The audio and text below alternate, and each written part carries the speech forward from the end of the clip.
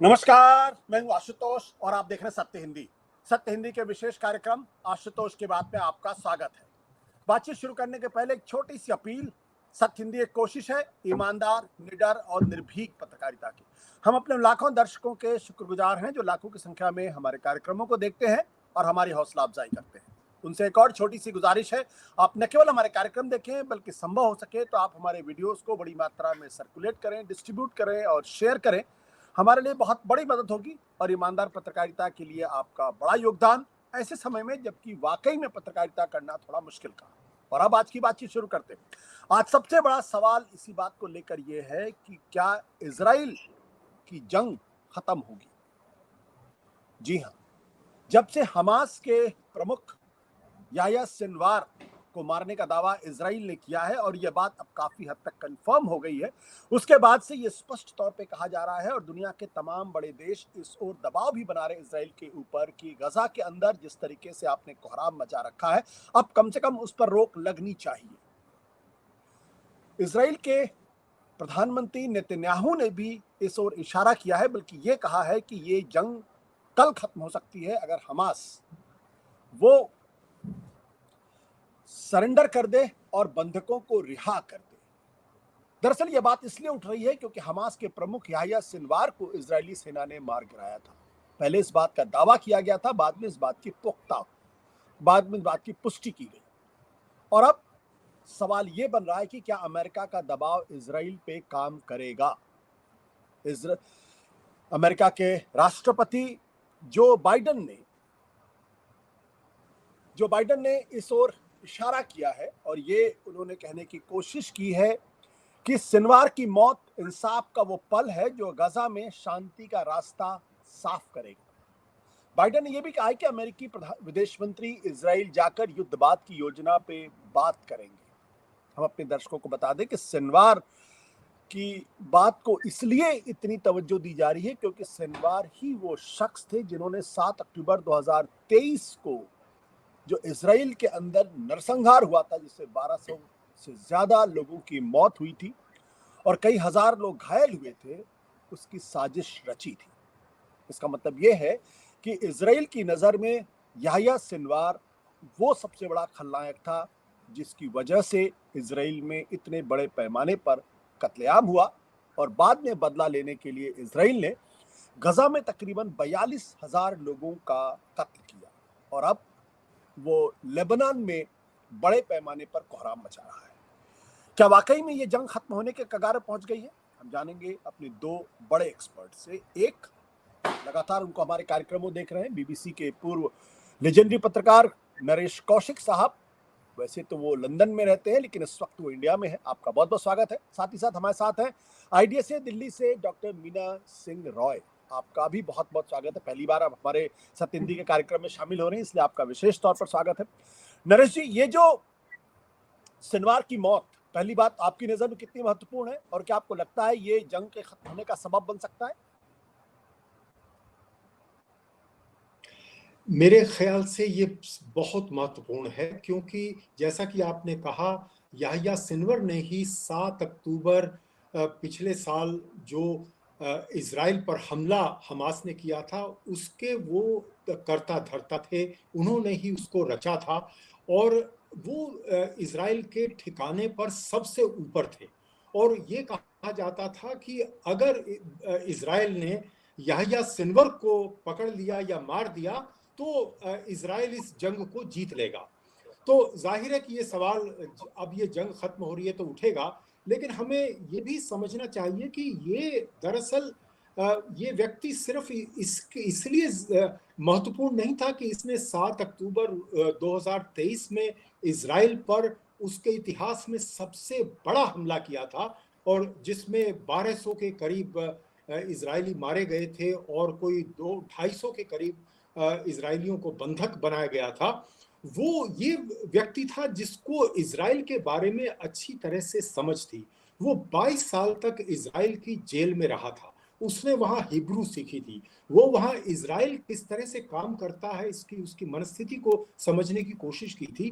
तो इसलिए इस इजराइल ने उसको एक जैसा कि इजराइल के साथ होता रहा है, वो फिलिस्तीनियों के को रिहा करता है, अपने कुछ इजरायली लोगों की उसमें एक तरह से एक्सचेंज ऑफ प्रिजनर्स, जो उसमें ये 2011 में मेरे ख्याल में उनको रिहा किया गया था। और तब से उन्होंने हमास को बहुत ही ताकतवर तरीके से खड़ा किया था। जो इस्माइल हानिया, जिसको इसराइल ने ईरान में ठिकाना लगाया था, उसको मारा था, वो तो दरअसल राजनीतिक नेता थे। दरअसल जो सबसे महत्वपूर्ण जो नेता थे इसराइल के लिए हमास के, जो मिलिट्री टारगेट थे, वो याहिया सिनवर थे। तो जाहिर है कि याहिया सिनवर को अगर मार दिया है तो अब लड़ाई खत्म हो जानी चाहिए, क्योंकि उसके कर्ता धर्ता को चला गया। और ये बात सिर्फ हम और आप ही नहीं कर रहे हैं, अमेरिका में ही नहीं कर रहा है, इसराइल के अंदर इस तरह के स्वर उठ रहे हैं। इसराइल में यही मांग उठ रही है कि अब जो है ये लड़ाई खत्म होने का इसराइल के सामने एक अवसर है।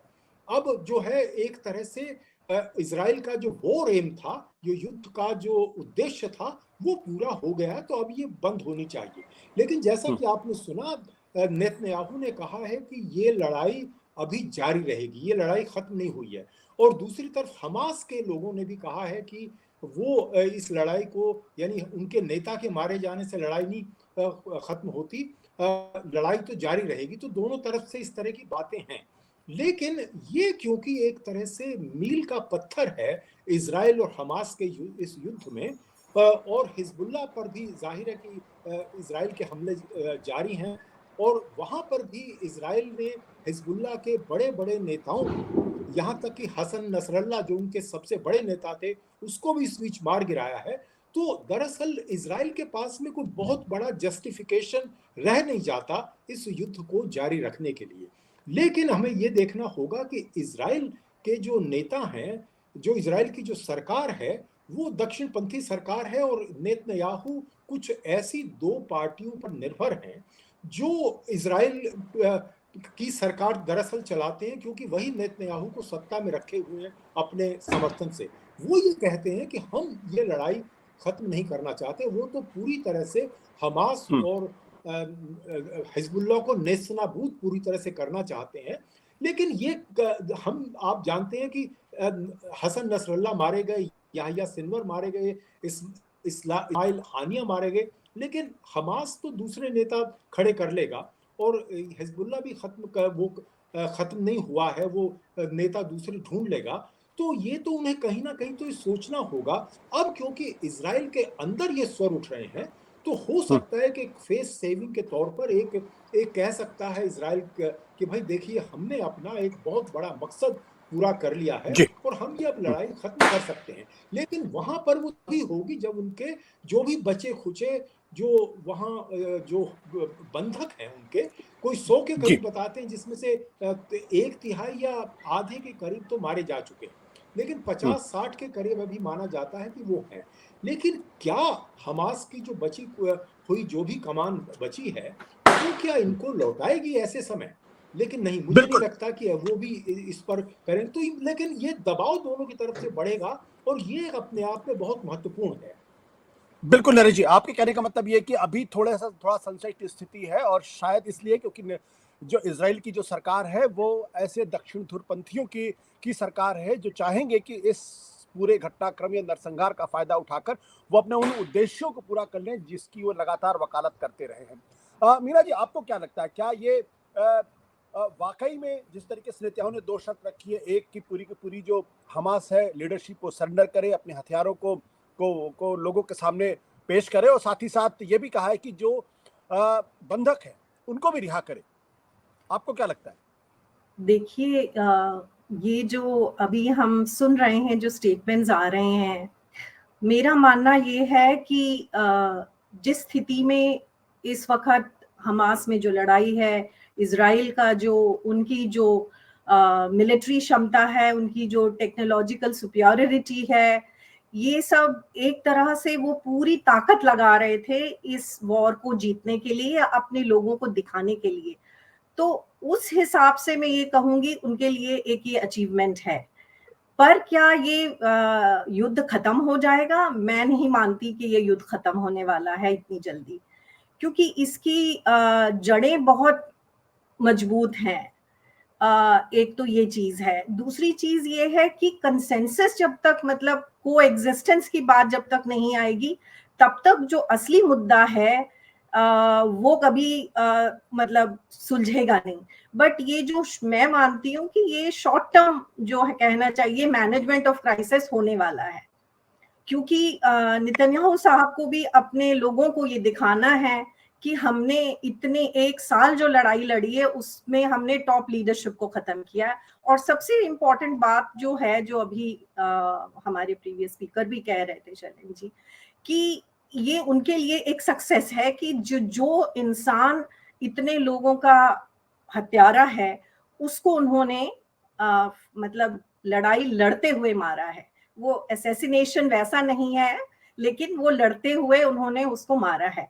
बट अभी दूसरा मुद्दा जो कि बहुत इंपॉर्टेंट है वो है हॉस्टेजेस का।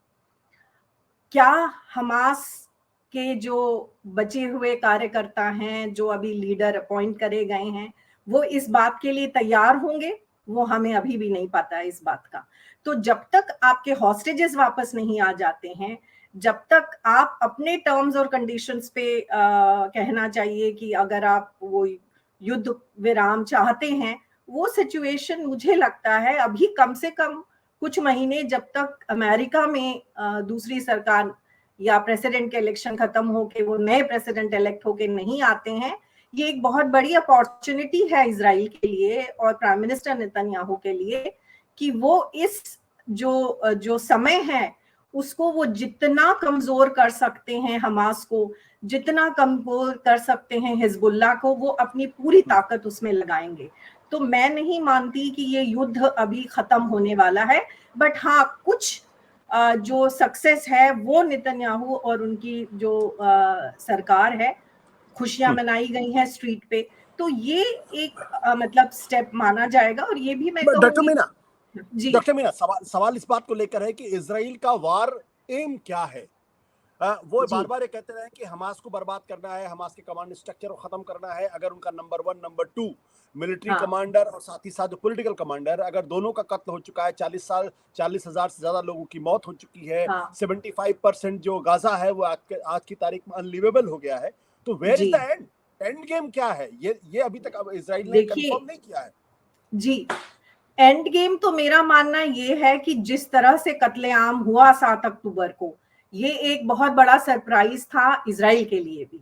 और जो उन्होंने अब तक ये सोचा हुआ था कि भाई हम तो, हमारे ऊपर कोई इस तरह कुछ वार नहीं हो सकता है, हम तो पूरे सिक्योरिटाइज स्टेट हैं, हमारी टेक्नोलॉजी सब, उस पे एक बहुत बड़ा क्वेश्चन था ये, है ना। तो मेरा तो ये मानना है कि ये चीजें जो है ना, ये एक, मैं अभी भी यही कहूंगी कि हमास खत्म नहीं होने वाला है, क्योंकि ये आप लीडरशिप खत्म कर सकते हैं, उस ऑर्गेनाइजेशन को आप कमजोर कर सकते हैं, उस ऑर्गेनाइजेशन को या उस संस्था को या उन लोगों को आप, मतलब लंबा समय लगेगा दोबारा आने में। तो ये एक उनकी बड़ी गोल तो रहा है। लेकिन मुझे नहीं लगता है कि वो अभी इतनी जल्दी सब मतलब अपने आर्म्स सरेंडर कर देने वाले हैं, ये चीजें मुझे नहीं लगता। और एक दूसरा एंगल भी आप देखें इसमें, जी ईरान का भी बहुत बड़ा सपोर्ट रहा है। तो वो जो एक्सेस ऑफ रेजिस्टेंस की बात होती है वो खत्म नहीं हो जाएगी। तो मेरा ये मानना है जो भी होगा वो शॉर्ट टर्म मतलब मैनेजमेंट होगा जी फिलहाल। इजराइल का तो ये है कि उनकी सिक्योरिटी जब तक नहीं है वो लड़ते रहेंगे। वो ये भी दिखाएंगे कि अब आप एक, मतलब गाजा जैसी चीज तो खत्म हो गई है ना। जो सबसे चिंता की बात है मेरे हिसाब से, औरतें, बच्चे और जो सिविलियन कैजुअलिटी है, वो एक पूरे इंटरनेशनल कम्युनिटी के लिए चिंता की बात है। जी और बिल्कुल। मेरा तो मीना जी, मानना मैं ये आपके भी पास है कि दोबारा लौटता हूं। लड़ाई में ना तो किसी की जीत होती है ना किसी की हार होती है। मेरा मानना ये है मीना कि कौन कितना डैमेज किसको कर पाता है, वो एक चीज है। बिल्कुल मीना जी, मैं आपको पास दोबारा लौटता हूं। बट नरेश जी, अ, जिस तरीके से अमेरिका के राष्ट्रपति ने, बाइडन ने कहा कि भाई ये मोमेंट ऑफ जस्टिस है और यहां से अब शांति का रास्ता खुलता है, उन्होंने ये भी कहा है कि जो उनके विदेश मंत्री हैं युद्धबाद की योजना के ऊपर बात करने के लिए इजराइल जाएंगे। तो क्या आपको लगता है कि अमेरिका के लिए अब इजराइल को कन्विंस कर पाना आसान होगा। ऐसी स्थिति में जबकि देखिए कि हमास के जो 2 प्रमुख नेता उनका कत्ल हो चुका है, यहाँ तक कि हिजबुल्लाह के जो टॉप है नसरल्लाह उनका भी कत्ल हो चुका है। साथ-साथ जो नंबर 2 है उनका कुछ पता नहीं चल रहा वो वाक़ई में जीवित भी हैं या नहीं जीवित हैं, उनका वो ए पूरी तरीके से इनएक्टिव दिखाई पड़ रहे हैं। गाज़ा को पूरी तरीके से फ्लैट कर दिया है। लेबनान के बेरूत के एक इलाके को उन्होंने काफ़ी हद तक फ्लैट कर दिया है। तो आदर्श स्थिति है जब अमेरिका उनके ऊपर दबाव डाल के कह सकता है कि भाई अब इस जंग को आप खत्म करिए। आपको लगता है अमेरिका कामयाब हो सकता है, अमेरिका का दबाव काम लाएगा? देखिए, अमेरिका अगर सच में दबाव डाले तो ये लड़ाई खत्म हो सकती है, क्योंकि अमेरिका के ही बलबूते पर इजराइल ये लड़ाई दरअसल जारी रखे हुए है, क्योंकि अभी भी अमेरिका से हथियारों का आना बंद नहीं हुआ है, बल्कि हथियारों की बढ़त हो गई है और ज्यादा हथियार आ रहे हैं। बल्कि अमेरिका के कुछ सैनिक भी वहां पर तैनात हो गए हैं। लेकिन हमें ये भूलना नहीं चाहिए कि इस समय जो एक बहुत ही महत्वपूर्ण बात है वो ये है कि ईरान का ने जो हमला किया था 1 अक्टूबर को, उसका जवाब अभी तक इजराइल ने नहीं दिया है, और वो इजराइल वो जवाब देने की इस वक्त तैयारी कर रहा है। तो ये लड़ाई जो है दरअसल इसमें मुझे लगता है कि अगर ये गाजा और लेबनान में अगर ये लड़ाई कुछ समय खत्म होती है तो आप इसे युद्ध विराम कहिएगा, आप, मुझे नहीं लगता कि ये लड़ाई खत्म होने जा रही है। लड़ाई तो तब खत्म होगी जब वो जो ये हमास और हिजबुल्लाह के जो आका हैं ईरान, या और जो ईरान समर्थित ग्रुप हैं वहां पर, जो इजराइल पर अब भी हमले कर रहा है और हमले करने की कोशिश कर रहा है और तैयारी कर रहा है, उनको जब तक इजराइल जवाब नहीं देगा पूरी तरह से, तब तक ये लड़ाई खत्म नहीं होगी। और ईरान पर हमला जो है ये कभी भी अब हो सकता है, और इजराइल ये कई बार कह चुका है कि ये इजराइल जो हमला करेगा जवाब में 1 अक्टूबर के मिसाइल अटैक के बाद जो ईरान पर हमला होगा वो आकस्मिक होगा, वो एक सरप्राइज अटैक होगा और वो बहुत बड़े पैमाने पर होगा। ये तो हम कह सकते हैं कि अमेरिका ने इतना दबाव तो डाल दिया है कि वो ईरान के न्यूक्लियर और जो ऑयल फैसिलिटीज हैं उस पर हमला ना करे, लेकिन अगर वो उनके मिलिट्री ठिकानों पर भी बड़ी तादाद पे हमला करता है तो ईरान को उसका फिर जवाब देना होगा। और वो ईरान का जवाब होगा तो वो ऐसा नहीं है कि वो जवाब बहुत छोटा होगा, उसका जवाब भी बड़ा हो सकता है। तो ये फिर लड़ाई क्षेत्रीय युद्ध जिसकी पूरी आशंका है वो छिड़ने की संभावना, उसमें फिर जो गुट जो अरब देश हैं जो कि ईरान के उतने ही बड़े अंदर से विरोधी हैं जितना इजराइल बाहर से विरोधी है, वो शिया सुन्नी वाला मामला भी है, जैसे सऊदी अरब है, यूनाइटेड अरब अमीरात है, जो है ये देश, तो बहरीन है, ये तो बिल्कुल चाहेंगे कि ईरान बहुत ही ज्यादा कमजोर हो और इजराइल उस पर हमला करके और उसे कमजोर कर दे। और लेकिन वो इसलिए जोर से नहीं बोलते, ऊपर से नहीं बोलते, क्योंकि उन्हें अपनी जो पब्लिक है उसका डर है कि वो उसके खिलाफ ना हो जाए। तो इसलिए ये लड़ाई हो सकता है, जैसा कि मैंने कहा कि एक समय पर रुक सकती है, लेकिन ये आगे जो है ईरान का जो रुख है उससे आगे बढ़ सकती है। बट नरेश जी, क्या इजराइल के इस तर्क में दम है कि दरअसल जब तक हमास, हिजबुल्लाह, हुतीज का जो सोर्स है, जो एक्सिस ऑफ रेजिस्टेंस है, उनको पीछे से ईरान सपोर्ट करता है, जब तक ईरान की कमांड और कंट्रोल अगर डिस्ट्रॉय नहीं होती तब तक हमास जिंदा होते रहेंगे, हिजबुल्लाह जिंदा होते रहेंगे, और इसी के साथ इजराइल का जो एग्जिस्टेंस है उसकी सिक्योरिटी और सेफ्टी वो खतरे में बनी रहेगी। इसलिए आपका मानना यह है कि आप इस बात को मानते हैं कि इजराइल का ईरान पर हमला इनएविटेबल है और वो होके रहेगा? जी होगा, मुझे लगता है कि वो हमला होगा। अभी जो है धीरे धीरे इजराइल अपने पड़ोस में जो गुट हैं उनको कमजोर कर रहा है। देखिए, हिजबुल्लाह को तो ईरान ने कोई फिलिस्तीनियों की मदद के लिए तैयार नहीं किया था। हिजबुल्लाह को जो तैयार किया था वो अपनी सुरक्षा के लिए किया था। हिजबुल्लाह ईरान का एक तरह से एक रक्षक था सीमा पर।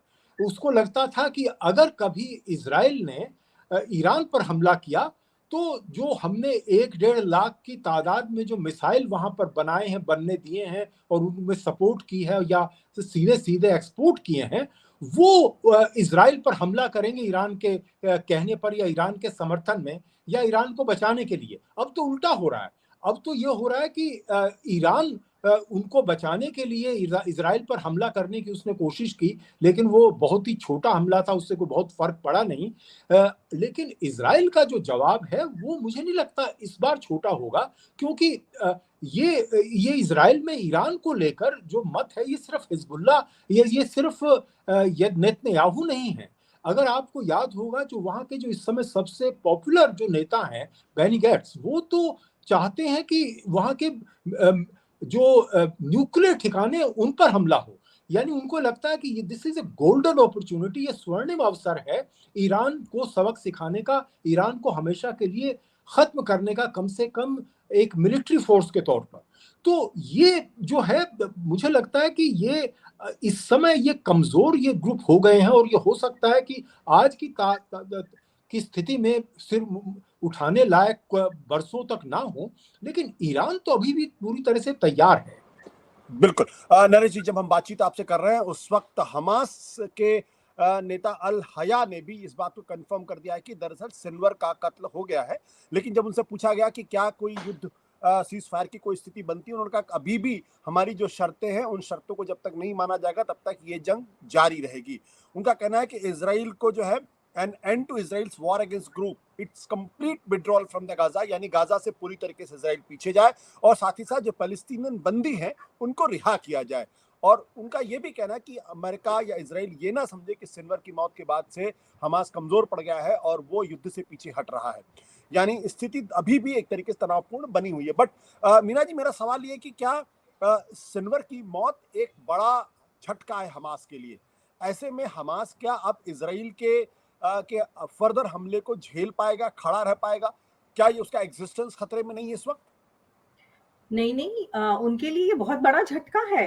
देखिए, उनके खाली टॉप लीडरशिप की बात करें आप, तो दोनों बहुत बड़े लीडर्स का उन्होंने मतलब खात्मा कर दिया है। तीसरी बात है, उनके सबसे बड़े सपोर्टर हिजबुल्लाह, जो कि ईरान के, मैं मानती हूँ, स्ट्रेटेजिक एसेट हैं, ना कि उनको बचाने के लिए, बल्कि वो ईरान का अपना एजेंडा भी है इजराइल के अगेंस्ट।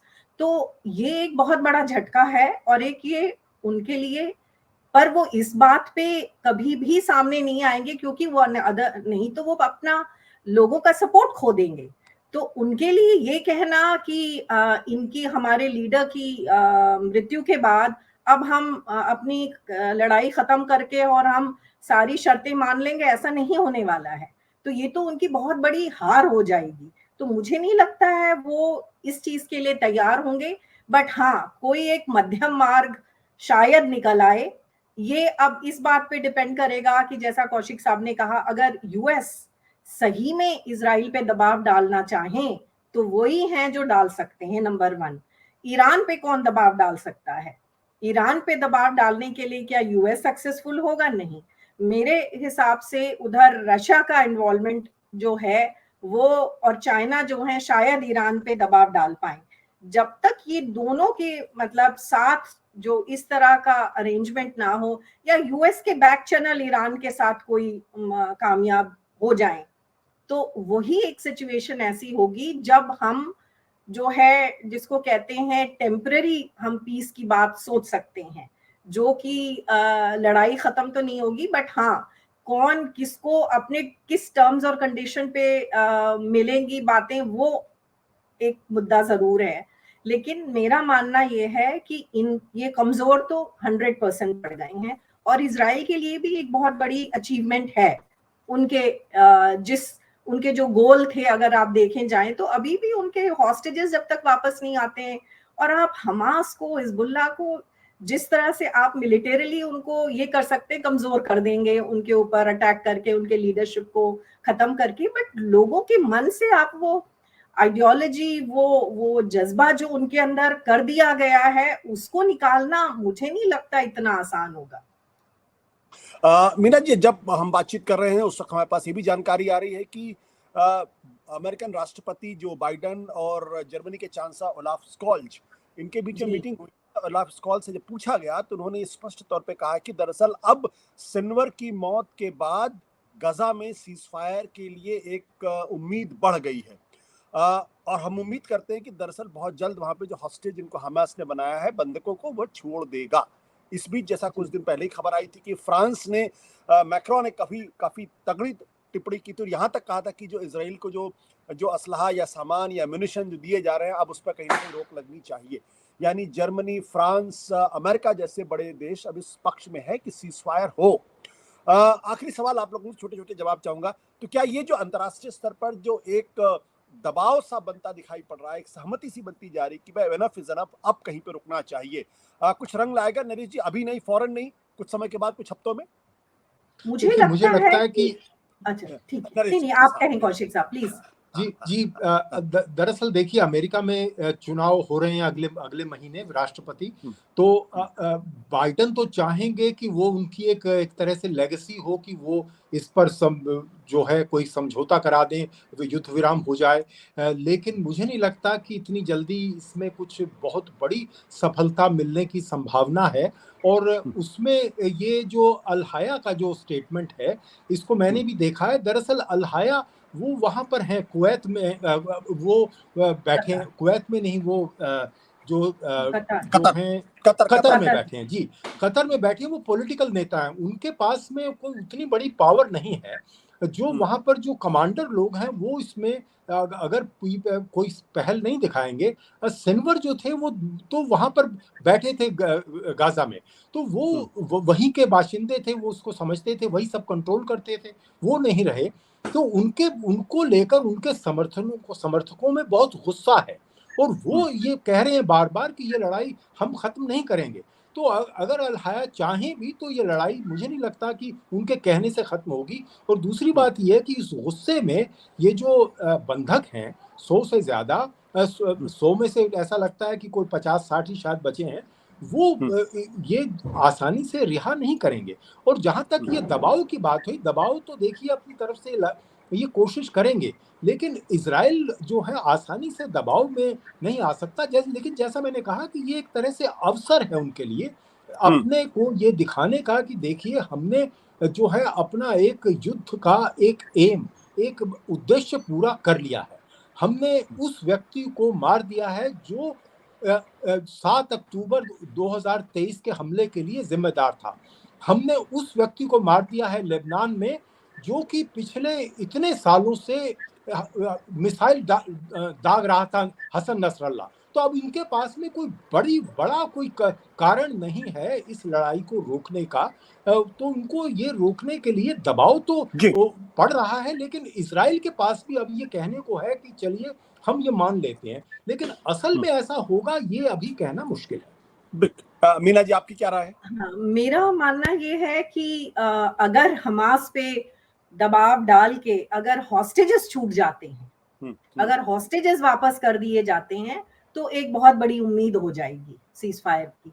मेरा ऐसा मानना है, क्योंकि तब आप इजराइल पे और ज्यादा दबाव डाल सकते हैं कि आपके हॉस्टेजेस भी वापस आ गए, और इंटरनल भी जो लोगों का ये मानना होगा, इतने दिनों से जो युद्ध कर रहे हैं उनके पूरे परिवार के लोग वहां, उनकी भी कैजुअलिटी हो रही है। तो कम से कम हॉस्टेजेस अगर वापस वो ला पाते हैं, या इंटरनेशनल प्रेशर से अगर हॉस्टेजेस वापस आने की कोई डील हो पाती है, तो मुझे लगता है कि उम्मीद ज्यादा बढ़ती है।